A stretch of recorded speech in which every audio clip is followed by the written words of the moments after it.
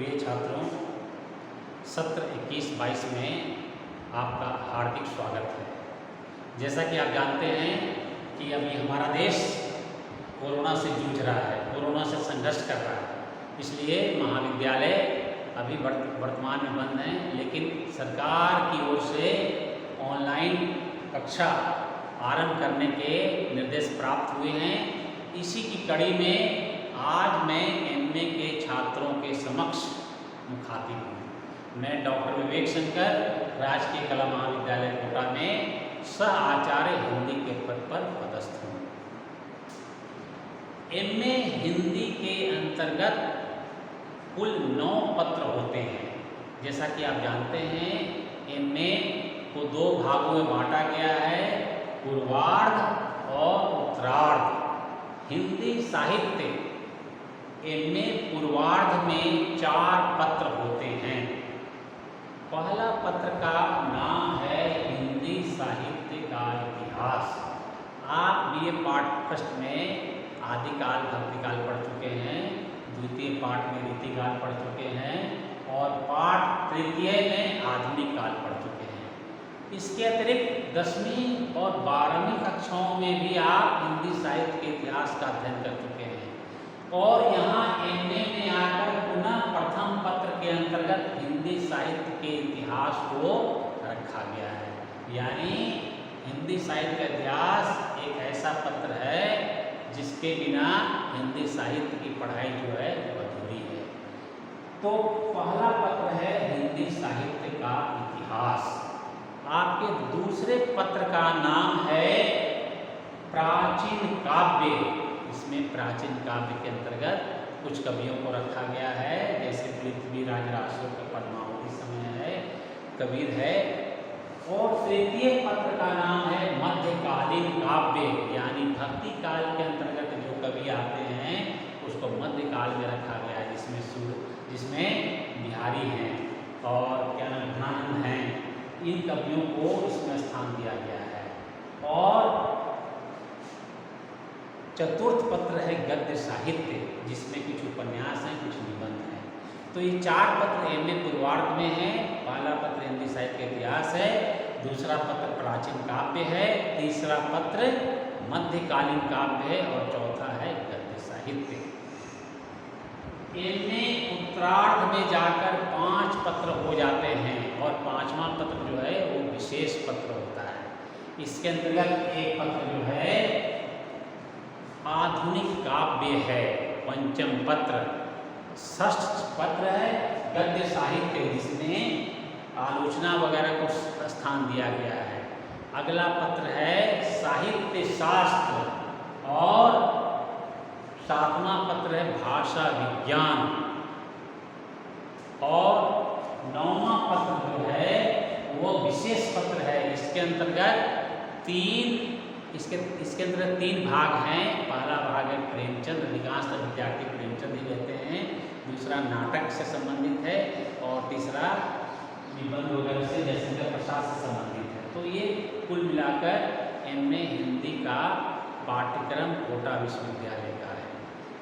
मैं आपके समक्ष बोर्ड पर लिखा है मैंने एमए हिंदी, साथ यूजीसी नेट स्लेट स्क्रीनिंग परीक्षा। आप एमए में आ चुके हैं, आप अभी से राष्ट्रीय स्तर की या राज्य स्तर पर होने वाली स्लेट परीक्षा के लिए तैयारी करते रहें। अगर आपने एमए सोचा कि पहले मैं एमए कर लूँ फिर नेट स्लेट की परीक्षा दूँ, तो आप समझिए कि 2 साल पिछड़ गए। आप इसमें यूजीसी नेट के सिलेबस में आप देखेंगे तो अधिकांशतः करीब 60 से 70% सिलेबस जो है वो अधिकांशतः विश्वविद्यालयों से मेल खाता है। तो मेरा यह कहना है कि आप एमए की ये तो पढ़े ही, साथ शुरू से ही यूजीसी नेट और स्क्रीनिंग परीक्षा की तैयारी करते रहें। आपको मैं ये बताना चाहता हूँ कि नेट की परीक्षा एमए प्रीवियस करने के बाद दी जा सकती है। कोई जरूरी नहीं कि एमए आपका फाइनल हो तभी आप नेट दें। आप एमए प्रीवियस, जैसे ही आप एमए फाइनल में जाते हैं प्रीवियस करके, आप अपेयरिंग कैंडिडेट के रूप में इसमें शामिल हो सकते हैं। यह परीक्षा साल में 2 बार होती है, एक बार जून में और एक बार दिसंबर में। कोरोना के कारण अभी शेड्यूल जरूर बिगड़ा है, लेकिन इसकी परीक्षा की तिथि या महीना जो है नियत होता है और इसमें देश भर के बच्चे शामिल होते हैं। तो आप इनमें हिंदी की के पठन पाठन के साथ साथ इसकी भी तैयारी में जुट जाएं। और इसके लिए मैं इस वीडियो में आपको कुछ ऐसी महत्वपूर्ण बात बताना चाह रहा हूँ जिसको आप शुरू से ध्यान में रखेंगे तो निश्चित रूप से आपकी स्थिति बेहतर होगी। किसी भी परीक्षा में सफलता प्राप्त करने के लिए पूर्ण समर्पण भाव, पूर्ण निष्ठा और संपूर्ण पाठ्यक्रम को ध्यान में केंद्रित करना अत्यंत अनिवार्य है। आजकल देखा जाता है कि अधिकांशतः लड़के जो हैं ऑब्जेक्टिव प्रश्न की ओर भागते हैं, ज़्यादा वैकल्पिक प्रश्न वाले किताब पे ज़्यादा उनका रुझान रहता है। मैं यह आपको बताना चाहूँगा कि ऐसी किताबें कभी न पढ़ें। इन किताबों से कुछ भी भला होने वाला नहीं है। आप सिलेबस, सबसे पहला परीक्षा, किसी भी परीक्षा को आप देने के पहले उसके सिलेबस को आप देखें, सरसरी निगाह से देखें। ऐसा इस प्रकार नियमित देखें कि सिलेबस आपके जेहन में व्याप्त हो जाए। तो यूजीसी नेट के अंतर्गत 10 इकाई है। पहले ऐसा था कि पहले प्रश्न जो हैं सीधे सपाटे आते थे। आजकल प्रश्न बहुत टिपिकल विचित्र ढंग के आते हैं। एक एक प्रश्न में 3-3 प्रश्नों का समावेश रहता है और कुछ प्रश्न ऐसे आते हैं कि जब तक आपकी विषय की पकड़ ना हो, विषय की गहराई से आपको जानकारी ना हो, तब तक आप परीक्षा में सफल कभी नहीं हो सकते।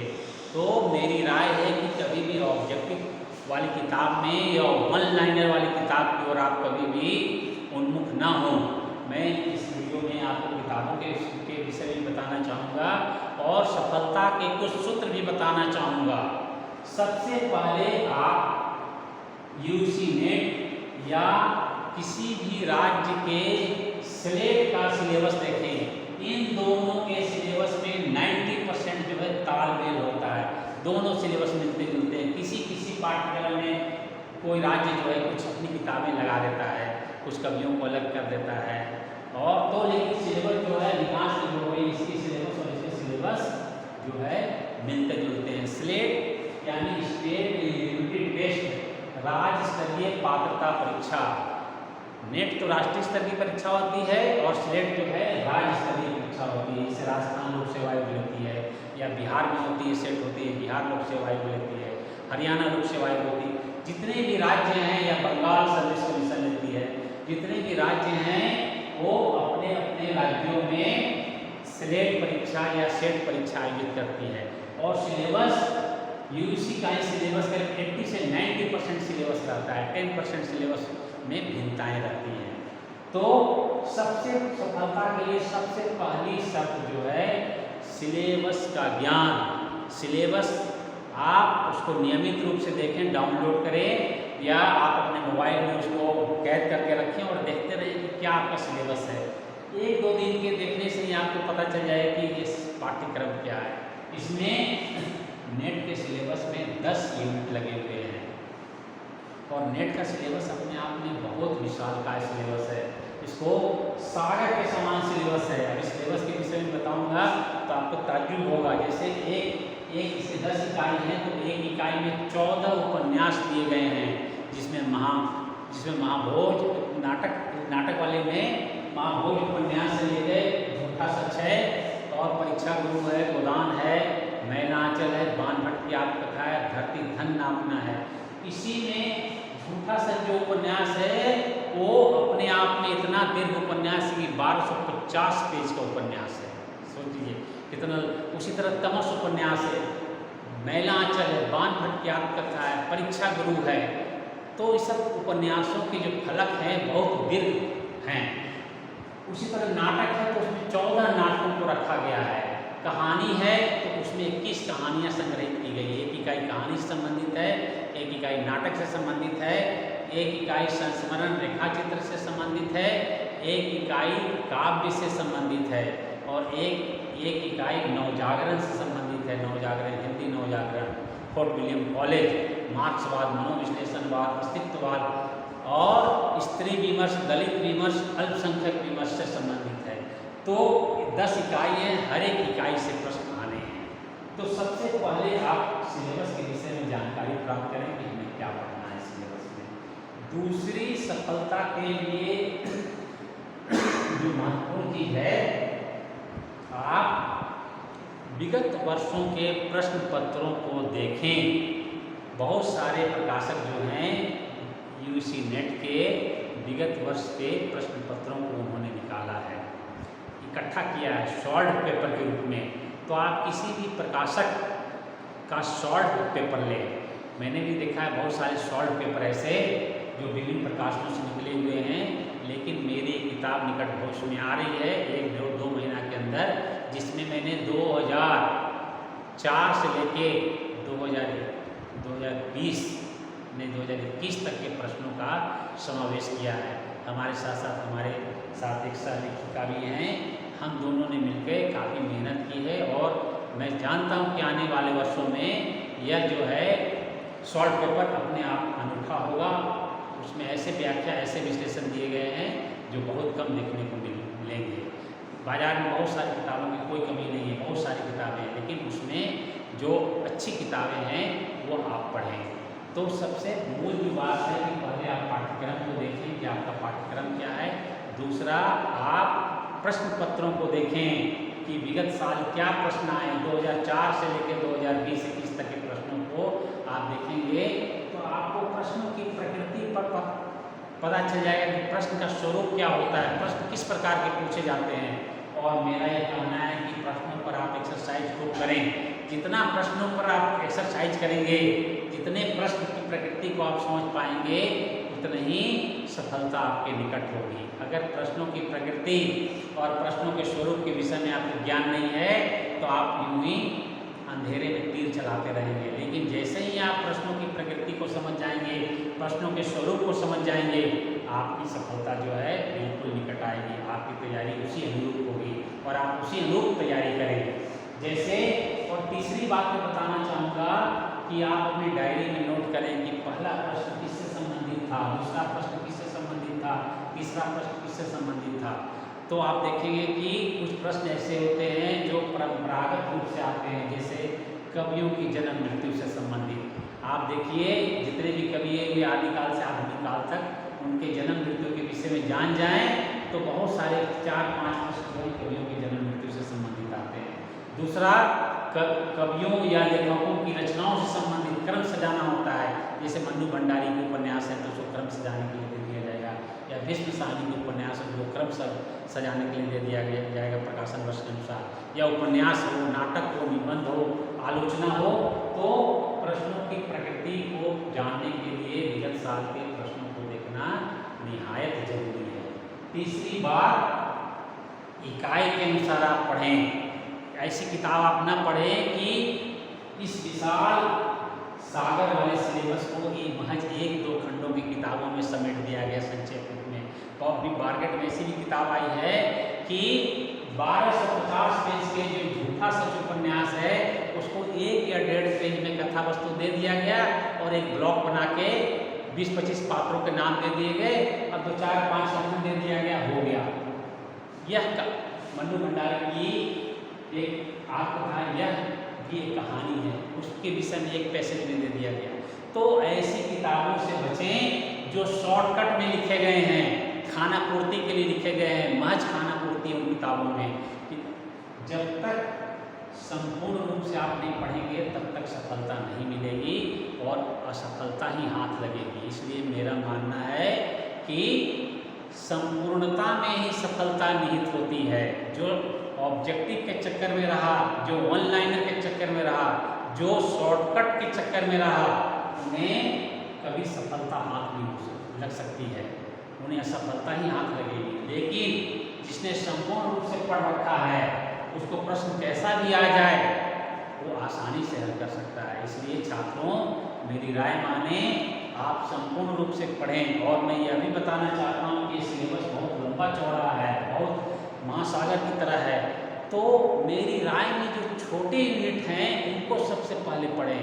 छोटे से मेरा ये सिद्धांत जीवन में रहा है कि सरलता से कठिनता की ओर हम बढ़ें।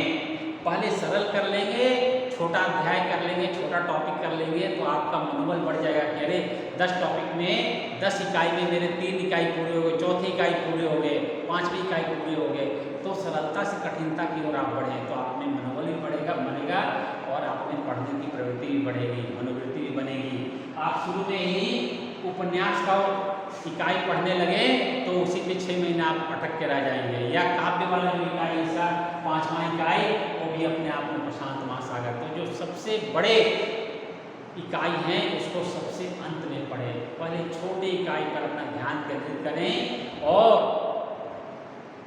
उस पर अधिकार प्राप्त करें। जैसे मैं बताना चाहूँगा यूसी नेट के सिलेबस में सबसे बढ़िया जो इकाई है वो कहानी का है। इसमें मात्र 21 कहानी है। अगर आप सुबह से शाम तक पढ़ें बैठें तो 6-7 कहानियाँ 10 कहानियों तक पढ़ जाएंगे।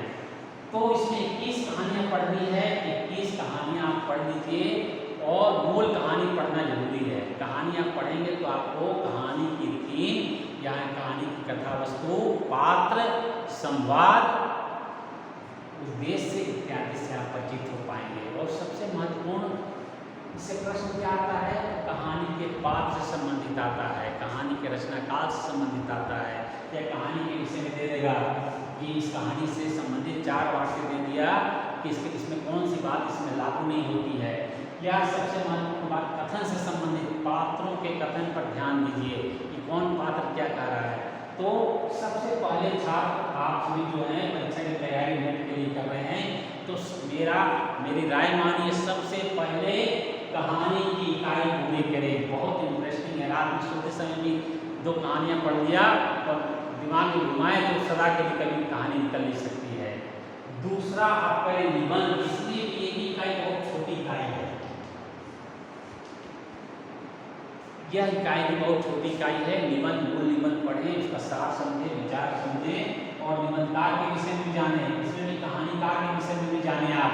उस कहानीकार जैसे प्रेमचंद है तो प्रेमचंद की कितनी कहानियाँ हैं, कौन कौन कहानियाँ हैं, उन कहानियों का प्रकाशन वर्ष क्या है। जैसे मैं बताऊँ आपको, पिछले वर्ष की परीक्षा में एक प्रेमचंद की कहानी का नाम दे दिया प्रायश्चित।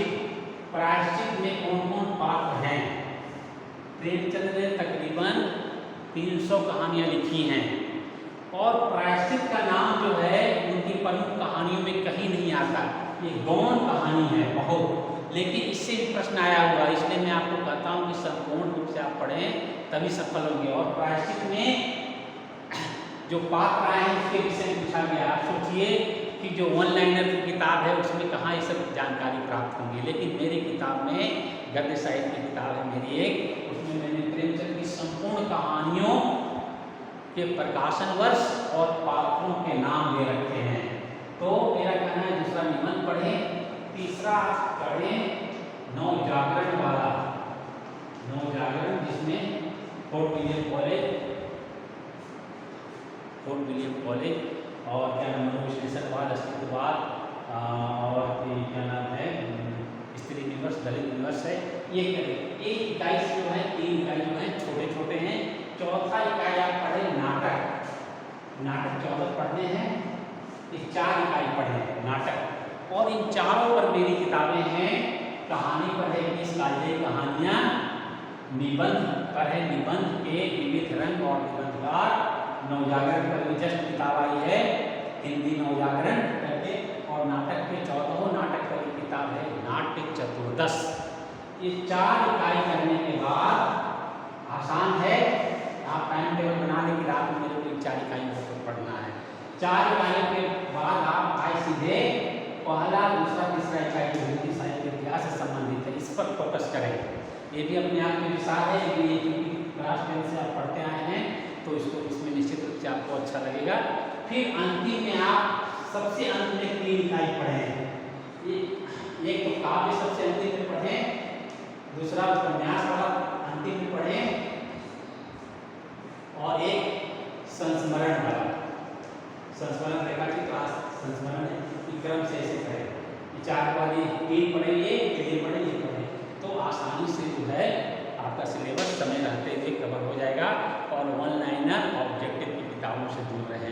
बहुत सारे लोग आजकल जो नेट क्वालिफाइड करते हैं वो कुछ नहीं मिला उनको तो बस वो आजकल ऑनलाइन के माध्यम से कोचिंग की शिक्षा देने लगते हैं। हिंदी कोई गणित, मैं बार बार कहता हूँ, हिंदी कोई गणित, कोई फिजिक्स या कोई स्टैटिस्टिक्स नहीं है कि आपको कोचिंग की आवश्यकता पड़े। आप खुद पढ़ें और आसानी से आप सफलता प्राप्त कर सकते हैं। अभी राजस्थान में RS का रिजल्ट आया है और आपको जानकर आपको विदित होगा कि रोड पर झाड़ू करने वाली एक महिला सफल हुई है। उसने कौन सा कोचिंग किया था RS के लिए? या एक मैंने पेपर में पढ़ा कि 3 बहनों ने सफलता प्राप्त की और सिर्फ 5वीं तक वो स्कूल में पढ़ी, फिर उसने घर में ही रख के पढ़ाई की। तो देखिए आपके सामने उदाहरण सामने पड़े हैं कि कोचिंग की अनिवार्यता नहीं है। अगर आप संपन्न हैं तो कोचिंग करें, वो भी योग्य व्यक्ति से आप कोचिंग करें। कुकुरमुत्ते की तरह आज कोचिंग की भरमार है।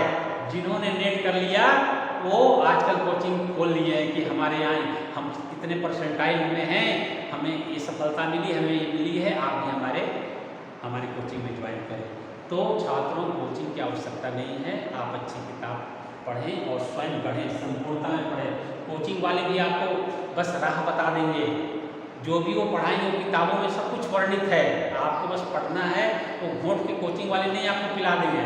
हाँ, कोचिंग जाने से इतना है कि आप में नियमितता आ जाती है, आप प्रैक्टिस करते हैं।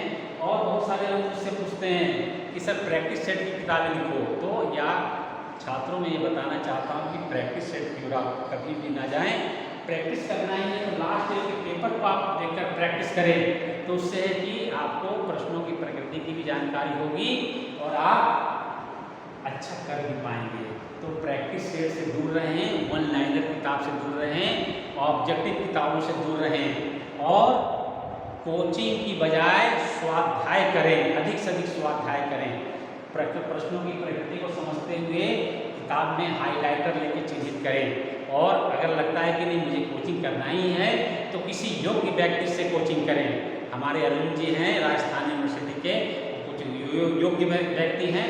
तो अगर आपको कोई रोग हो तो निश्चित रूप से अच्छे डॉक्टर के पास जाना चाहिए, झोला छाप डॉक्टर के पास नहीं जाना चाहिए। छात्रों में ये कहना चाहता हूँ कि झोला छाप डॉक्टर जिस प्रकार आपके रोग को बढ़ाएगा और आपके पैसे भी जाया होंगे, उसी तरह झोला छाप लेखक या झोला छाप गुरु से भी बचना चाहिए, तभी आप सफलता प्राप्त कर पाएंगे। मेरा ये बात करते हुए मैं बिल्कुल सही बात कर रहा हूँ, मुझे किसी से राग द्वेष नहीं है और मैं किसी ऐसी कोई भावना व्यक्त नहीं करना चाह रहा हूँ। सिर्फ आपके हित की बात कर रहा हूँ कि आप जितना खुद पढ़ के खुद स्वाध्याय करके अर्जित कर सकते हैं वो कोचिंग के माध्यम से नहीं कर सकते हैं। कोचिंग अगर आपको लगता है कि नहीं मुझे कोचिंग की आवश्यकता है तो आप ज़रूर करें, लेकिन योग्य व्यक्ति से करें। मुझे बस इतना ही कहना है। और अच्छी किताबें पढ़ें, अच्छी किताबें ही आपको सफलता का मार्ग प्रशस्त कर सकती है। तो मेरी UC नेट में हर एक यूनिट में किताबें हैं, आप उनको पढ़ें, उसमें संपूर्णता है और जहाँ संपूर्णता है वहाँ सफलता है। मैं बस इतना ही कहना चाहूँगा। और मेरी किताबों के विषय में जानना चाहेंगे तो गूगल पर खाली लिखें डॉक्टर विवेक शंकर की पुस्तकें, देखिए सारी चीज़ें आ जाएंगी, कहाँ से निकली हैं पूरी आ जाएंगी। और आप लेटेस्ट किताब पढ़ें और इन किताबों में जितनी गहराई जितनी संपूर्णता है उतना कहीं नहीं है। ये मैं अपनी किताबों की बात कर रहा हूँ तो उसके पीछे मेरा सिर्फ उद्देश्य ये है कि उनमें संपूर्णता है, उसमें गहराई है, उसमें विश्लेषण है, उसमें सब्जेक्टिव के साथ साथ ऑब्जेक्टिव भी है। इसके साथ साथ मैं आपको 2 किताबें और पढ़ने की सलाह देता हूँ। एक किताब आप रामचंद्र शुक्ल का हिंदी साहित्य का इतिहास जरूर पढ़ें, उससे हर एक वर्ष प्रश्न आते हैं, उसको जितनी बारीकी से पढ़ेंगे उतना ही आपके लिए अच्छा रहेगा। दूसरा एक ऑब्जेक्टिव गोविंद पांडे और सरस्वती पांडे की किताब आती है, वो उसमें सिर्फ वस्तुनिष्ठ तथ्य हैं, विश्लेषण नहीं है, लेकिन वो अपने आप में एक अच्छी किताब है। एक छात्र के रूप में गोविंद पांडे और सरस्वती पांडे ने बहुत शोहरत कमाई और बहुत अच्छी किताब लिखी है। उस किताब को आप लाइन बाय लाइन याद कर लें, रामचंद्र शुक्ल को पढ़ें और मेरी किताबों को यूनिट के अनुसार किताबें पढ़ें। फिर आप खुद देखेंगे 6 महीने की मेहनत के बाद आपकी क्या स्थिति होती है। निश्चित रूप से आप लाखों करोड़ों की संख्या जो छात्र हैं उसमें से आप अव्वल रहेंगे। तो आज के लिए इतना ही, धन्यवाद।